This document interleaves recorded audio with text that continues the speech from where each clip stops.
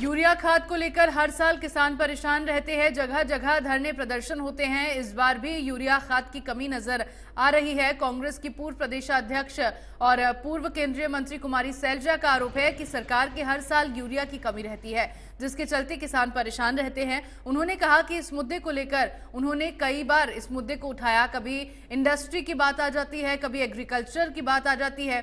सरकार इसकी टोपी उसके सर रखकर अपने आप को बचाना चाहती है।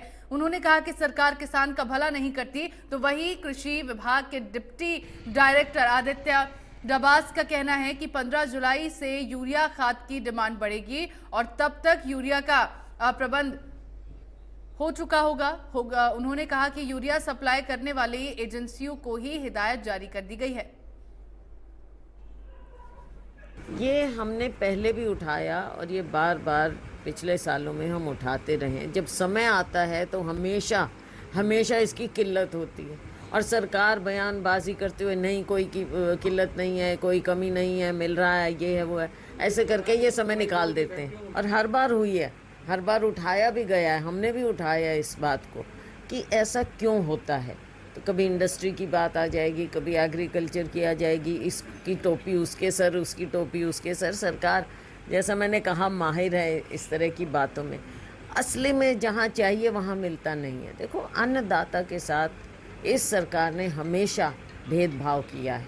देखिए, यूरिया की डिमांड जो है वो हमारे पास 15 जुलाई से बढ़ेगी। तकरीबन 120 सेल पॉइंट हैं जो हमारे कोऑपरेटिव सोसाइटीज़ के हैं। 120 सेल पॉइंट में 90 हमारे सेल पॉइंट ऐसे हैं जो वर्किंग में हैं। इसमें से कुछ सेल पॉइंट्स से मैंने कल रिपोर्ट ली थी। उस सेल पॉइंट्स में कुछ ऐसे हैं जिन्होंने अभी जो सप्लाई करने वाली कंपनियां हैं यूरिया, उनकी पेमेंटें नहीं की हैं।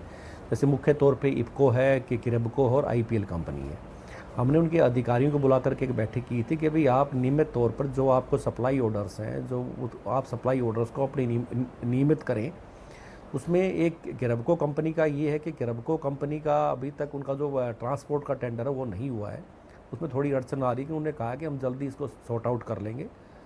तो जितनी सोसाइटीज़ हैं, सभी कोऑपरेटिव सोसाइटीज़ में आने वाले एक हफ्ते 10 दिन में सब में यूरिया पहुंच जाएगा और तभी यूरिया की डिमांड किसानों के यहाँ बढ़ेगी।